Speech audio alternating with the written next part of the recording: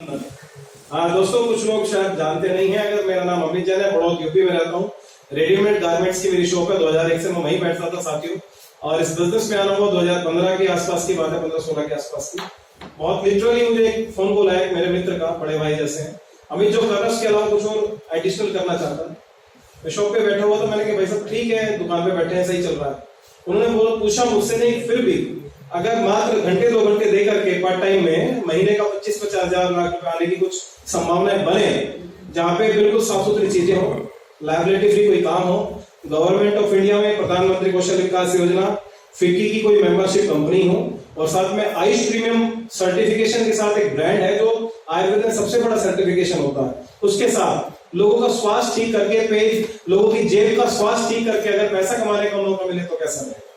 Then I decided, I took a decision, मैंने decision लिया, then I started the business। और पहले week का 7,000 रुपए का चेक बना, फिर बढ़ते बढ़ते 38,000 रुपए हफ्ते का चेक बना। then I अगेन सर के साथ बैठा, उनके साथ बैठ करके डिसीजन लिया कि फुल टाइम करना चाहिए। या तो मैं मना कर रहा था स्टार्टिंग में, लेकिन उसके बाद डिसीजन लिया, फुल टाइम करना शुरू कर दिया दोस्तों।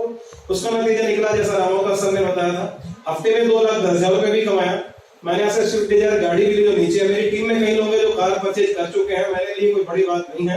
अच्छा ये जान करके लगता है कि मेरी टीम में कुछ लोग हैं जिन्होंने खुशी होती है कि एक सिस्टम, एक विचार जो मेरे पास आया था, मैंने अपने एक मित्र किसी को दिया और उनकी जिंदगी में छोटा छोटा परिवर्तन होना शुरू, तो अच्छा लगता है दोस्तों। और इन सब काम होने का सबसे बड़ा जो कारण बना वो एक ही आदमी की वजह से बना, और वो आदमी केवल एक है, उनका नाम है श्रीमान श्री सुदेश मलिक साहब। तो एक बार चारों सर को थैंक यू बोलने के लिए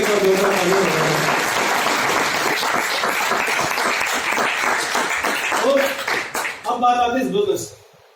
कितने लोग हैं जो पहली बार इस तरह की किसी हॉल में आए हैं, मैं जानना चाहता हूँ पहली बार अभी तक जो बिजनेस किया। तो अब बात करूंगा 5 मिनट के अपने अनुभव की कि आप जो नए लोग हैं उनको डिसीजन क्यों लेना चाहिए इस बिजनेस को करने का, और जो पुराने लोग हैं डिसीजन ले चुके तो उनको और ढंग से कैसे काम करना चाहिए। जानना चाहते हैं आप लोग? यस, पक्की तरह से जानना चाहते हैं। Thank you very much. सबसे पहले अगर आपको डिसीजन लेना चाहते हो ना, कुछ भी करने की जरूरत नहीं है, पूछिए खुद से, स्वयं से। हमारे एक बहुत पुरानी सी कहावत है कि जो भीतर गया वो भीतर गया। समझ में आया तो तालियां बजा दीजिएगा, समझ में नहीं आएगी बात थोड़ी सी गहरी, मुझे बहुत देर में समझ में आएगी कि जो भीतर गया वो भी उतर गया। इसको तो भीतर उतरना पड़ेगा, खुद के आंख साफ करना पड़ेगा, झांकना पड़ेगा, अपने आप से पूछना पड़ेगा दोस्त कि जहां आप आज की डेट में रहते हो, जो आपका जीवन यापन है, लिविंग स्टैंडर्ड है, समझिए मेरी बात, जो आप पहनना चाहते हो, जो आप लाइफ को करना चाहते हो, क्या वैसा कर रहे हो? यानी अगर 4-5-6 चीज उठा लेते। पहला, जहां रहना चाहते हो, जिस घर में रहना चाहते हो, क्या वो आपकी मर्जी का, अपनी पसंद का है? नो। हेलो, क्या वो आपकी पसंद का है? नो। क्या आपकी इच्छा का है? नो। नहीं है। दूसरा, उस घर का जो पैरामाइसिस है, जहां वो जिस लोकेशन में है, क्या आप वहीं पे रहना चाहते हैं? नो। तीसरा सवाल खुद से पूछिएगा, क्या आपके पास कोई फोर व्हीलर व्हीकल है, गाड़ी जिसे बोलते हैं? अगर है तो कौन सा? ईमानदार से बताइएगा, गाड़ी आज के इस युग में ड्रीम है कि जरूरत है? जरूरत। कुछ लोग सोच रहे होंगे कि ड्रीम है। दोस्त अदरवाइज मत लीजिएगा, एक एग्जाम्पल समझिएगा। रात को 3 बजे हमारे घर में कोई बीमार हो जाए, मैं नहीं कह रहा हो, but who knows the future? कोई जानता है क्या फ्यूचर में क्या होने वाला है? कभी भी कुछ भी हो सकता है, राइट? भगवान ने करे अगर ऐसा हो 3 बजे और उस समय कहीं डॉक्टर को जाना पड़ जाए, डॉक्टर को लेकर के उस पेशेंट को अपने घर वालों को, किसी को, देन उस समय रात में 3 बजे कुछ अवेलेबल होगा कोई व्हीकल? नहीं। ट्रांसपोर्टेशन? नहीं होगा। देन सबसे ज्यादा किसकी जरूरत आएगी, नजदीक नजर आएगी? जरूरत गाड़ी की। तो दोस्तों आज कहीं गाड़ी का जरूरत का है, ड्रीम का नहीं है। लेकिन फिर भी जिन लोगों के पास नहीं है उन्हें तो ड्रीम ही लगता है ना, राइट? तो अपने आप से पूछिए, क्या गाड़ी आपके पास है? अगर है तो कौन सी? अब खुद से पूछिए एक और सवाल, आपकी जो इनकम साइज है, क्या उस इनकम साइज से आप बहुत खुश है? नो। Hello, no. और बाकी सब खुश है जिनको नो नहीं बोलना था? एक बार जोरदार तालियां इनके लिए तो मिलता नहीं है मेरे पास। मैं भी एक बार आपके तालियां बजा भैया, आप अपनी इनकम साइज से खुश हो तो अच्छी बात है ना, भगवान को पे करूं, भगवान आप खुशी रहे। नहीं। और अगर नहीं है, आप कुछ ना कुछ तो कर रहे होंगे ना, either you are in job और इन सम प्रोफेशन, कुछ ना कुछ तो करते होंगे ना, 2 साल 5 साल 10 साल 15 साल से। अगर 2 4 5 10 साल 15 साल से उसी काम को करते हुए माय डियर फ्रेंड आपकी इनकम वो नहीं है जो आप चाहते हैं, तो इसका मतलब सीधा सा क्लियर कट एक संदेश है कि आने वाले टाइम में वहां से तो इनकम होने वाली नहीं है जो आप चाहते हैं। टू बी वेरी फ्रैंक, अगर आपको बुरी लगती है तो लगे, लेकिन सच्चाई को झुटलाया नहीं जा सकता। हालांकि होता है कि सच कड़वा होता है, कई बार तुम्हारे बिल्कुल देसी में बोला जाता है कि लगता है कि आंख फोड़ दी सामने वाले, क्या सच बोल दिया तो। लेकिन सच को जितना समझ लोगे ना, जितना जल्दी समझ लोगे, जितने अपनी आंखें खोल लोगे, जितना अपने दिमाग को खोल लोगे, जिंदगी में उतनी ही जल्दी आपकी तरफ सफलता बढ़ने लगेगी और सफलता की तरफ बढ़ने लग जाओगे। समझ रहे मेरी बात? अहम, ईगो, बहम, ये सब दुनिया की बहुत परेशान की चीजें हैं। बहुत सारे लोग बोलते हैं मैं बहुत शानदार हूं, 20-30-50 हजार रुपए महीना कमाने वाला आदमी आज के इसमें शानदार हो सकता है क्या? ईमानदार नहीं। देखो मैं कोई बहुत बड़ा बिजनेस की बात नहीं करने वाला हूं, मैं तो आपको एक बार कुछ आईना दिखाने की कोशिश कर रहा हूं कि आप जहां वहां से बाहर निकलिएगा प्लीज।